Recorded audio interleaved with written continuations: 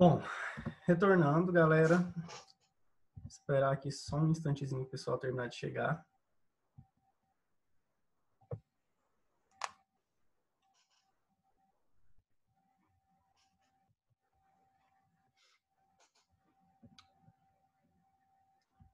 Então, como a gente estava conversando anteriormente, antes da chamada finalizar,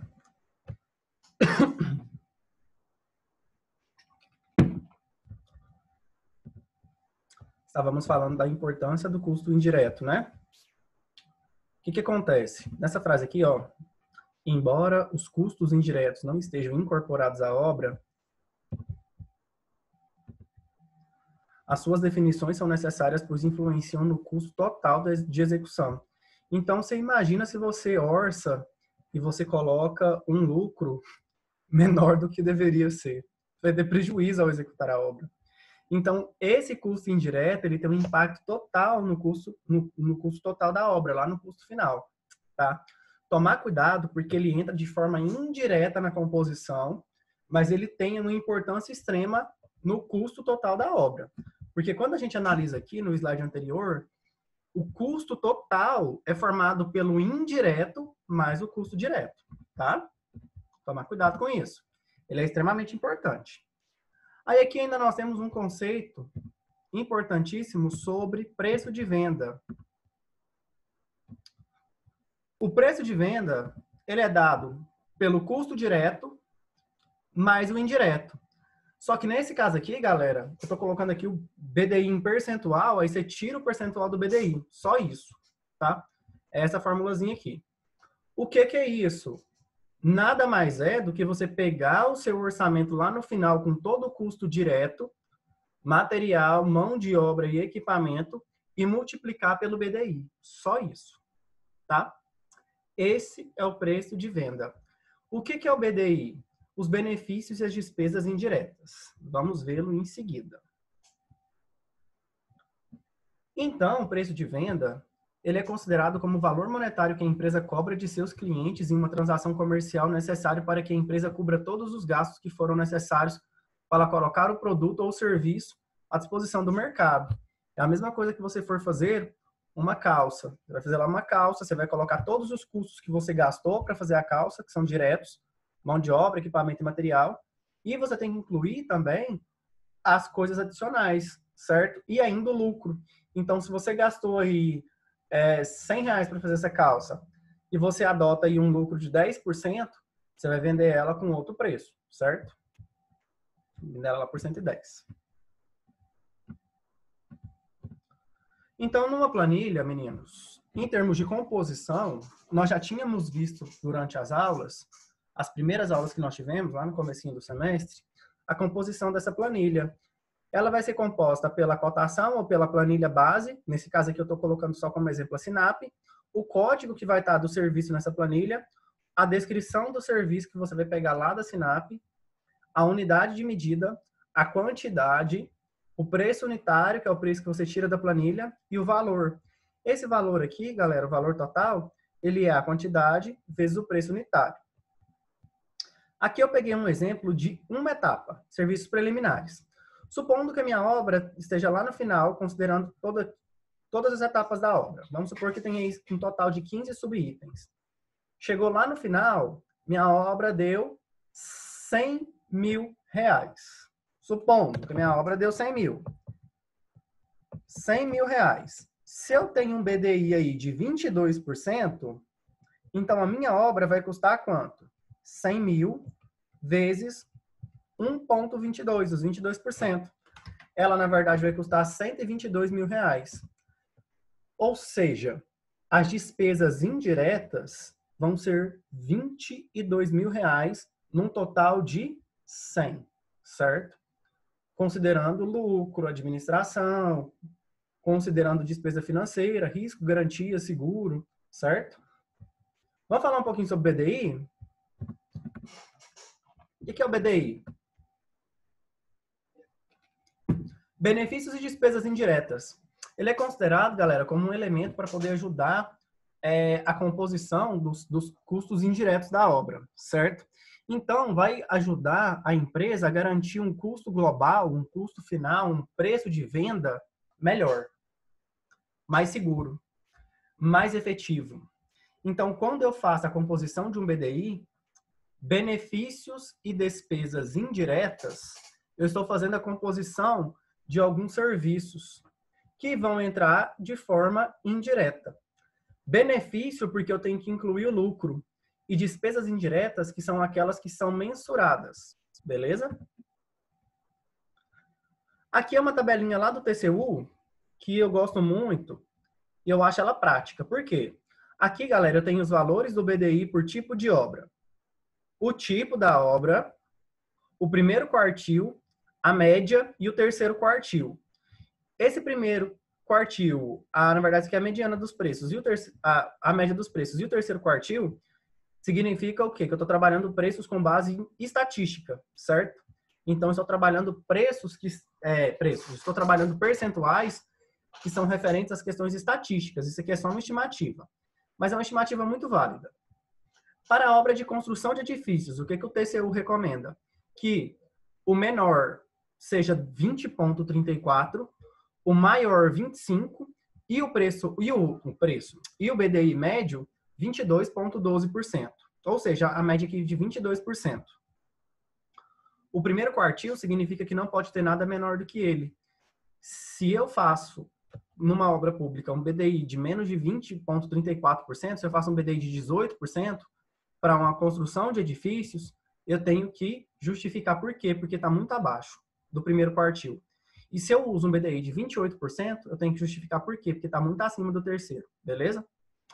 O ideal é que o BDI circule em torno de 22%, até 23%, para a construção de edifícios. Para a rodovia e ferrovia, você tem aí uma diferença. Você tem 19, 20 e 24. Para obras, galera, referentes à rede de abastecimento de água, esgoto e tudo mais, o BDI é diferente. Por que o BDI é diferente para esse tipo de obra? Olha uma pergunta bacana para mim colocar na prova. Por que o BDI é diferente para esse tipo de obra? Porque esse é um tipo de obra que eu trabalho muito serviços de terra, movimentação de terra. Então, é um serviço que eu não consigo prever tanto. É um serviço que o nível de segurança dele talvez seja um pouco menor em relação aos outros. Por isso que eu consigo aumentar um pouquinho o BDI médio, tá? Construção e manutenção de estações de redistribuição de energia elétrica também tem um BDI um pouco mais alto, beleza? Agora, se eu for apenas fornecer materiais e equipamentos, o BDI é menor um pouquinho, tá? Vai de 11 até 16, sem considerar mão de obra, beleza? Do total de uma obra, você pode considerar aí na faixa de 40% a 50% o valor da mão de obra, tá? Mais próximo dos 50%, beleza? Mas você tem uma taxa de variação de 40% a 50%. Considera aí 50% que funciona. Esse é o BDI. Essa é a equação que calcula o BDI. E a partir de hoje, para a próxima aula, a nossa missão é abrir toda essa equação e entender como é que funciona cada itemzinho desse. O BDI, benefícios e despesas indiretas, ele é composto por administração central, que é o AC, despesas financeiras, que é o DF, seguros, S, riscos, o R, garantias, o G, impostos, o I e o lucro. Essa equação é obtida do TCU. Você tem uma diferença de equação, tá? Se você pega outra literatura, pode usar um outro tipo de equação, mantendo sempre o padrão de elementos da equação: administração central, despesa financeira, seguro, risco, garantia, imposto e lucro. Vai manter geralmente esse padrão, mas a forma da equação ser trabalhada pode ser diferente. Tem diferença no cálculo? Você vai tentar chegar do seu BDI em torno de 22%, né? Não importa muito a questão da equação. Eu, geralmente, para BDI, principalmente para obra pública, eu uso a recomendada pelo TCU, até porque tem que usar, né? Obrigatoriamente. Essa fórmula é uma fórmula muito boa.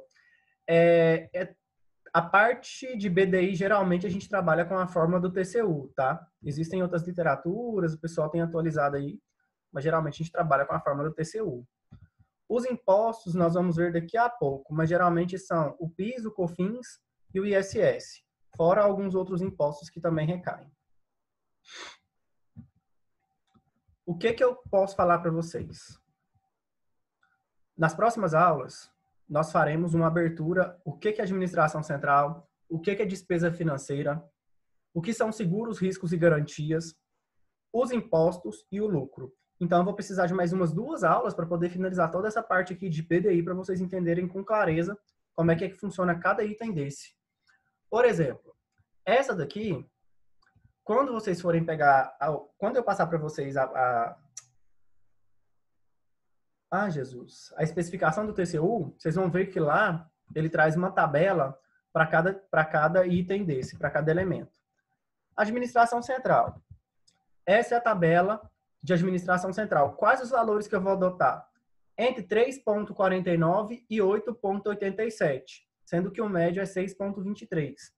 Significa que o menor valor que eu vou adotar é esse, o maior valor é esse.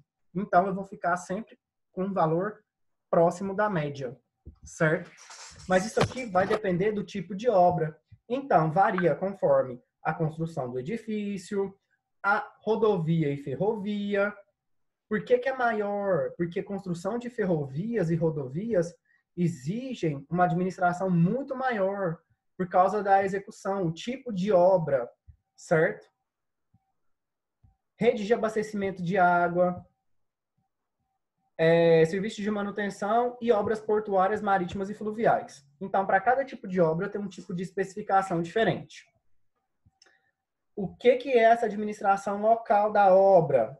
É aquela administração que eu estou fazendo lá da minha empresa em relação a essa obra minha, certo? O que é isso? Para que serve? Faremos essa análise na próxima aula, ok? Muito bem, senhores. Sendo assim, alguém tem alguma dúvida sobre essa parte de planejamento e controle de obras, por enquanto? Alguma dúvida? Não. Ficou mais ou menos claro? Deu para ir tranquilo? Sim. Beleza. Essa parte, ela é uma parte que eu vou cobrar um pouquinho mais agora na segunda VA, tá? Inclusive, deixa eu já falar para vocês que a segunda VA de vocês, como vocês já sabem, ela é acumulativa. Então, cai matéria da primeira e da segunda. Só que eu acho que tá tranquilo, né? Porque planejamento é sempre muito repetitivo, a questão orçamentária, né? Todo mundo já sabe fazer as continhas. Se cair de novo aquelas continhas de alvenaria, estruturas, é um brinde para vocês de Natal. Muito bem. Se ninguém tem nenhuma dúvida, se ficou claro, vamos fazer o seguinte. Vamos mudar o foco um pouquinho aqui dos impostos e vamos viajar lá para o sistema de transportes. Todos fizeram a pesquisa. Eu sei que todos estão com elas em mãos, ansiosos para poderem falar. Eu já vou liberar o áudio para vocês falarem para mim. Mas antes, deixa eu falar para vocês o seguinte. Em relação ao sistema de transportes, nós temos rodoviário, ferroviário, aeroviário, hidroviário, dutoviário, cabotagem. Hidroviário e ferroviário, vocês têm matéria específica no próximo semestre, então vocês podem perceber que eu nem estou falando muito deles. Eu falo mais o básico. Então, a gente já viu bastante o rodoviário. Agora, vamos começar a ver hoje o aeroviário e o dutoviário, beleza? A cabotagem, o hidroviário e o ferroviário, no próximo semestre vocês vão ver lá em transporte aquaviário e ferroviário, tá? Então, vamos falar um pouquinho sobre isso. Vocês concordam comigo que a parte de infraestrutura viária, o BDI também é diferente? Sim, né? Quando eu trabalho obras de infraestrutura, principalmente a questão da infraestrutura de transportes, a análise de custo, ela é uma análise de custo que ela é um pouco mais detalhista, porque você tem muitas variáveis, certo? Por exemplo, sempre quando eu tenho obras que envolvem muito movimento de terra, eu tenho o BDI um pouco maior por causa da segurança da questão da obra, certo? E também porque complicado eu contabilizar a quantidade de terra exata que eu vou utilizar. Então, eu preciso de uma segurança maior. Ou a quantidade de terra que eu vou utilizar, ou a quantidade de terra que eu vou precisar retirar daquele lugar, né? Fabrício? Quem é Fabrício que está entrando na minha aula? Namorada é a Axa no celular do namorado dela. Ah, até assustei. Falei, tem um espião. É... Quase não Não, é acertei. porque o celular acabou de estragar. Falei, vixe, tem um espião na minha aula. Deus. Socorro. Então, gente, continuando. Sobre a aula de hoje, eu pedi para vocês anteciparem e fazerem uma pesquisa. Quando vocês fizeram essa pesquisa, vocês viram sobre sistemas de transporte aeroviário e dutoviário. A gente já estava conversando um pouquinho antes de todos entrarem, que não é tão comum aqui em Goiás, né? Vocês fizeram uma pesquisa, tiveram uma dificuldade aí de encontrar informações sobre esse tipo de sistema de transportes aplicados a Goiás. Porque nosso sistema é basicamente voltado para o sistema rodoviário e tem uma pequena parte aí também do ferroviário no escoamento dos grãos, certo? Sendo assim, deixa eu fazer uma leve introdução. O sistema aeroviário, galera, ele foi um sistema de transportes que aqui no Brasil nós temos uma infraestrutura aeroviária, mas essa infraestrutura aeroviária nossa precisa ser melhorada. O que acontece? Nós temos um total, basicamente, de 99 aeroportos. Todos fizeram uma pesquisa e encontraram isso? Sim, né? Nós temos um total no Brasil de 99 aeroportos. São 18 aeroportos internacionais e 81 aeroportos regionais. Porém, contudo, todavia, uma das desvantagens do sistema de transporte aeroviário é a questão do carregamento de cargas. Eles não carregam cargas altas, certo? Eles não carregam cargas pesadas. Acaba funcionando aí como desvantagem desse sistema. Mas quando que esse sistema começou a ser mais utilizado? O surgimento dele deu-se com maior intensidade, logicamente ele já existia, mas intensificou a partir da Segunda Guerra Mundial. Nós tivemos aí uma melhora significativa na malha viária, na malha aeroviária em relação a todo o mundo, certo? Então nós tivemos uma melhora totalmente significativa depois dos acontecimentos aí da Segunda Guerra Mundial. Então nós tivemos um aumento da infraestrutura aeroviária na questão no âmbito mundial e no âmbito no nosso aqui também, no brasileiro também, na questão do Brasil. Mas aqui para Goiás, quantos aeroportos nós temos em Goiás?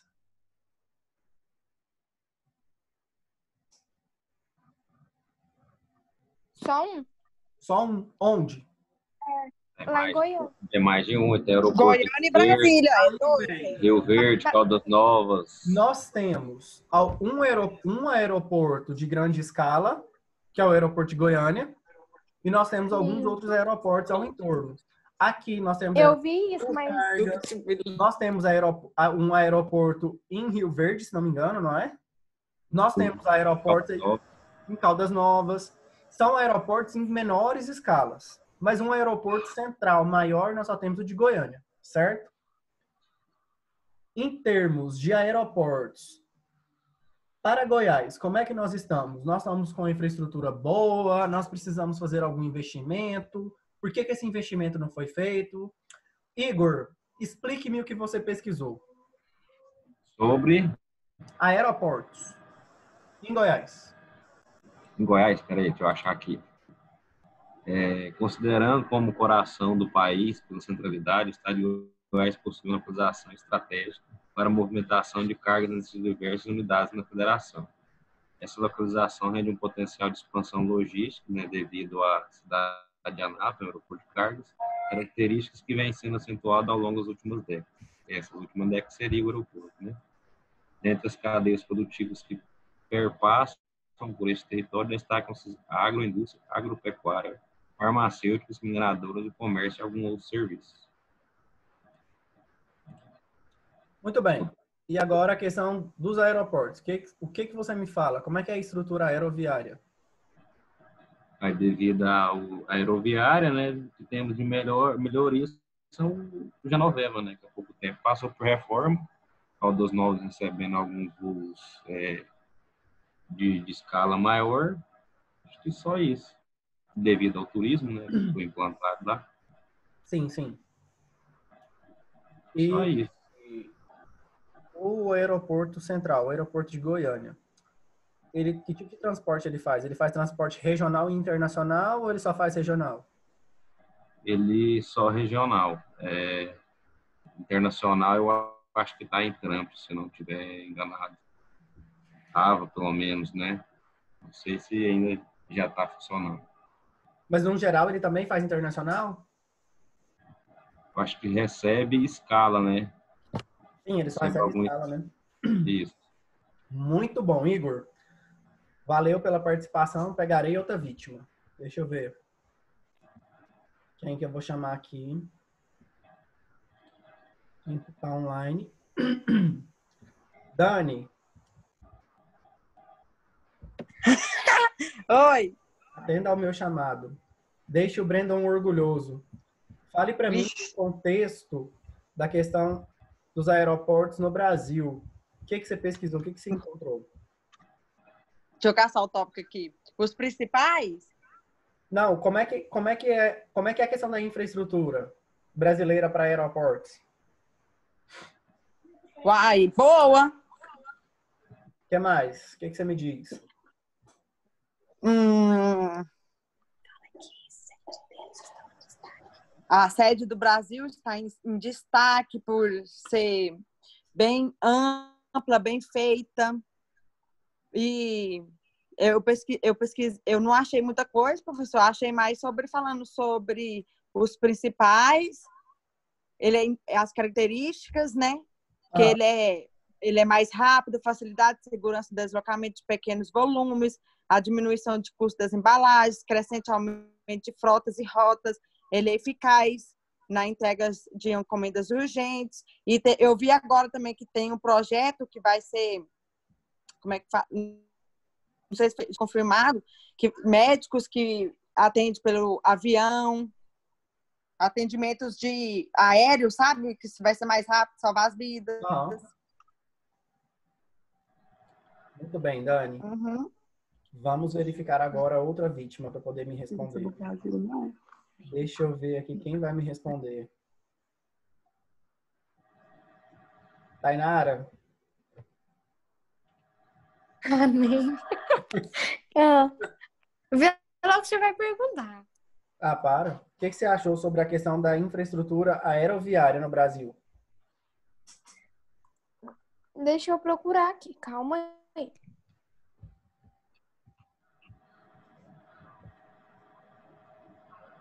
Na minha pesquisa, fala que o transporte aéreo brasileiro é um dos mais fortes modais do cenário nacional. Porque o país ele tem dimensões continentais e com diferenças regionais industriais consideráveis. Na minha opinião, eu acho que essa estrutura ela varia de região para região. Por exemplo, a região sudeste é uma região igual São Paulo, Rio de Janeiro, são cidades mais desenvolvidas e que recebem muitos turistas. Então, eu acho que a infraestrutura desses aeroportos são muito melhores do que, vamos supor, daqueles que ficam na região norte, que já é uma região menos desenvolvida. Eu imagino, assim, na minha opinião, eu acho isso. Entendi. Muito boa observação. Mas deixa eu te fazer uma pergunta. Em relação, Depende. Ah, em relação ao transporte aí pelo aeroviário, ah, ele funciona só sim. quando a distância é muito grande? Isso foi pergunta da prova passada. Não, para curta distância, Para curta distância também. para curta distância também, só que Aumenta a praticidade e sim, aumenta a só que tem que ver a velocidade. questão do custo, né? Sim, o problema da questão Sim. do transporte aeroviário é justamente a questão do custo. O custo entra como desvantagem, né? Porque muitas das vezes o Isso. custo do transporte é muito alto e a distância não é tão significativa. Outra Sim, coisa e aí que está como quando. desvantagem é a Ah, questão da infraestrutura, porque ele exige uma infraestrutura muito maior. Então, o gasto com a infraestrutura é maior. Acaba entrando como uma sim. desvantagem. Dependendo das questões referentes a investimentos do governo, né? Muito bem, cara. Porque eu vi na minha pesquisa que tem aumentado o número de empresas. Então, a competitividade aumenta E o custo e abaixa. faz com que essa realidade se aproxime, né? De Aham. muitos brasileiros. Então, o preço abaixa. Muito bem. Excelente. Mas por que voos em Goiânia geralmente são mais caros do que voos por Brasília? Não sei. Justamente a questão da Essa eu não sei. competitividade. Porque você vê que Goiânia pra gente Entendi. é mais perto, mas a maioria de nós sempre pegamos voo de onde? De Brasília. De Brasília. Porque é muito mais barato. Entendi. Entendeu? Basicamente isso. Muito boa pesquisa. Vou pegar outra. Obrigada. Lindovagno, fala presente aí pra mim, por favor.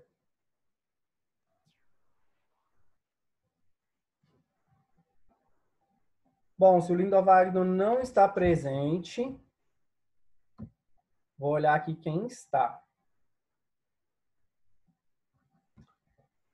Gabriel, conversa aí com o seu tio. Vem cá. Ó, o Lindovagno deve ter aberto a chamada e está em outro lugar. Ah, você tá, mas o áudio não tá funcionando, né? Sei. Galera, vou fingir que acredito, viu, Lindovagno? Em relação ao duto viário. Em relação ao duto viário. Vocês perceberam que em relação ao duto viário a gente não tem grandes investimentos. O duto viário a gente tem aqui em Goiás, basicamente só lá em Senador Canedo. E no Brasil, como é que tá a situação do duto viário, Glenis? Fala pra mim.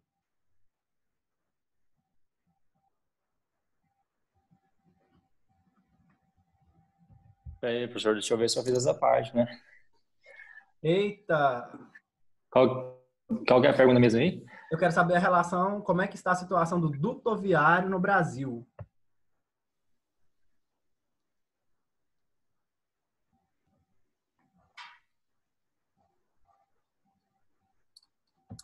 Professor, não pode explicar o que é o duto viário, não? Não, quero no Brasil. Ah, essa parte aí não vai ter como falar então, não. Ah, Não, porque eu fiz a pesquisa sobre o que é duto viário, entendeu? entendi. Se quiser que eu falo.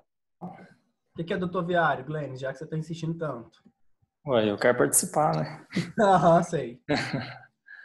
Bom, o transporte dutoviário ou transporte tubular é aquele realizado por meio de dutovias, ou seja, de tubulações. Note que o termo duto significa tubos e corresponde ao local para transportar óleos, gases e produtos químicos através da gravidade ou da pressão. Muito bem. Então, duto viário são dutos que fazem esse tipo de transporte, né? Isso. Vamos verificar agora. Fernanda, vê para mim como é que está a relação do duto viário no Brasil. Oi. Tudo bem? Peraí, só um pouquinho. Quem Arrasa, amiga. tá no brejo? Bom, o mercado rodoviário brasileiro é consideravelmente menor. Na lista dos países em extensão de gasodutos e oleodutos, o Brasil é somente o 16º no ranking, ficando atrás de países como México e Argentina. Ele possui cerca só de 9.600 quilômetros de dutos de petróleo e derivados, distribuídos irregularmente pelo território brasileiro. Excelente, Fernanda. Você trouxe uma informação muito importante para nós, que agregou muito. O duto viário para nós, então, ele é para fazer um transporte mais de petróleo. É isso? Isso. Muito bem. A base do nosso transporte dutoviário é toda voltada para petróleo, né? É. Nós não temos uma infraestrutura dutoviária muito boa, né? Não. Excelente, Fernanda. A melhor é a americana. A melhor é a americana, né? Lá eles têm uma parte de infraestrutura dutoviária excelente. Muito bem, senhora. Muitíssimo obrigado. Por nada. Senhores, basicamente isso. Transporte dutoviário e transporte aeroviário. Vantagens. Aeroviário, mais rápido, confortável. Você tem um transporte um pouco mais eficiente. Para pessoas, então, excelente.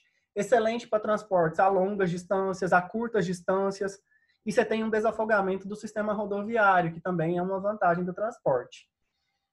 Desvantagem, você tem a questão da infraestrutura, se você não tem investimento, né, fica complicado você manter uma infraestrutura.